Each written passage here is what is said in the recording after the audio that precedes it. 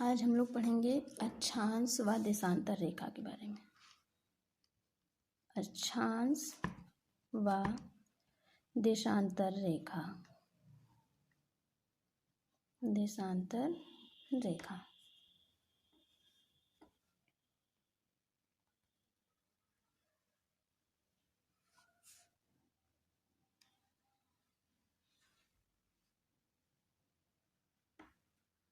ये हमारा ग्लोब है। ग्लोब किसे कहते हैं? पृथ्वी के प्रतिरूप को ही ग्लोब कहते हैं। इसके ऊपर 90 डिग्री, इसको बोलते हैं उत्तरी ध्रुव, और नीचे 90 डिग्री, इसको बोलते हैं दक्षिणी ध्रुव। दक्षिणी ध्रुव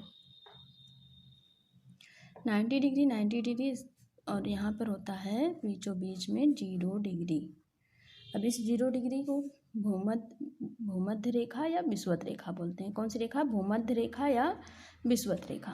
भूमध्य रेखा का कार्य होता है पृथ्वी को 2 बराबर भागों में बांट देता है, जितना ऊपर उतनी ही नीचे। ऊपरी भाग को बोलते हैं उत्तरी गोलार्ध, क्योंकि उत्तर की तरफ होता है इसलिए इसको बोला जाता है उत्तरी गोलार्ध। और निचले भाग को बोलते हैं दक्षिणी गोलार्ध। क्यों? क्योंकि ये दक्षिण की तरफ होता है। दक्षिणी गोलार्ध। दक्षिणी गोलार्ध ऐसे 1 2 3 4 पहुंच जाता है 90 तक। और एक रेखा होती है 23.5 अंश। कौन सी रेखा? 23.5 अंश। 23 सही 1/2 अंश। इस रेखा को बोलते हैं कर्क रेखा। कर्क रेखा। कर्क रेखा की विशेषता क्या है? जैसे भूमध्य रेखा पूरी पृथ्वी को 2 भागों में बांटती है, वैसे ही कर्क रेखा भारत को 2 भागों में बांटती है। वैसे ही कर्क रेखा भारत को 2 भागों में बांटती है। ये भारत के 8 राज्यों से होकर निकलती है। 23.5 अंश उत्तर की तरफ के अक्षांश को कर्क रेखा, वैसे ही दक्षिण की तरफ के अक्षांश को 23.5 अंश जो अक्षांश रेखा है दक्षिण की तरफ, यानी भूमध्य रेखा से दक्षिण की तरफ, इस रेखा को बोलते हैं मकर रेखा। और उत्तर की तरफ भूमध्य रेखा से उत्तर की तरफ एक रेखा होती है 66.5 अंश। इस रेखा को बोलते हैं आर्कटिक रेखा। कौन सी रेखा? आर्कटिक रेखा। ऐसे ही 66.5 अंश दक्षिण की तरफ एक रेखा होती है, इस रेखा को बोलते हैं अंटार्कटिक रेखा। कौन सी रेखा? अंटार्कटिक रेखा। ठीक, इतना ठीक। अब आगे बढ़ते हैं कि कितने अक्षांश होते हैं। कितने अक्षांश होते हैं?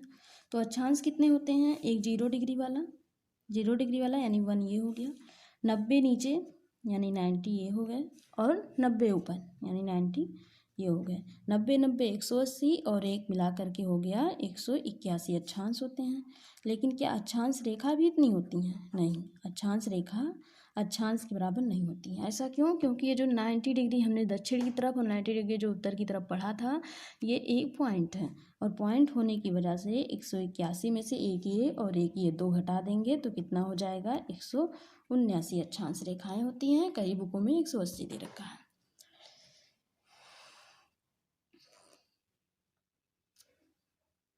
अब बात करते हैं कि ये अक्षांश रेखाएं पूर्व से पश्चिम की ओर जो जाती हैं, पूर्व से पश्चिम या पश्चिम से पूर्व, ये 2 रेखाएं आपस में समांतर होती हैं, तो साफ साफ दिख रहा है।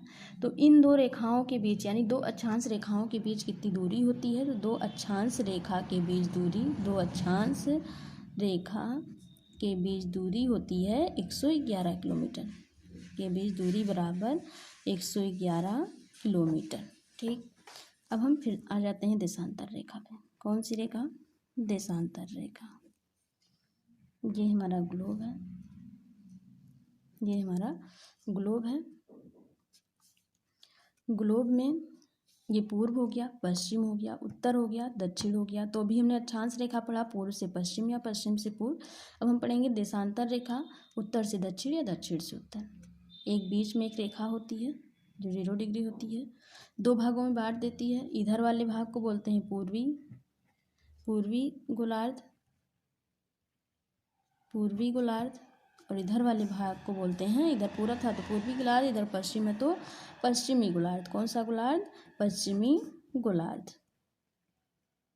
ये हो गया पश्चिमी गोलार्ध। इतना ठीक।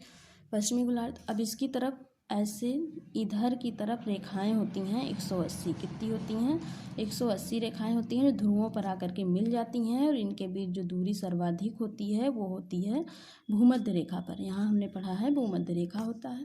तो इधर की जो रेखाएं होती हैं, जैसे पश्चिम की तरफ जो रेखाएं होती हैं उनको बोलते हैं पश्चिमी देशांतर। पश्चिमी देशांतर, कौन सा देशांतर, पश्चिमी देशांतर।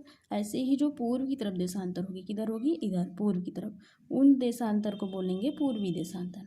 कौन सा देशांतर, पूर्वी देशांतर। ठीक। अब 180 रेखाएं इधर होती हैं, 0 से 180 रेखाएं इधर होती हैं और 180 रेखाएं इधर होती हैं।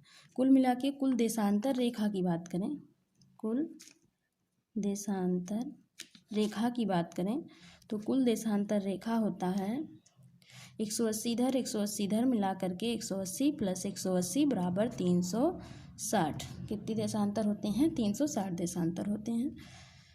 भूमध्य रेखा पर देशांतर रेखाओं के बीच दूरी सर्वाधिक होती है, जबकि ध्रुवों पर ये आपस में आकर के मिल जाती हैं।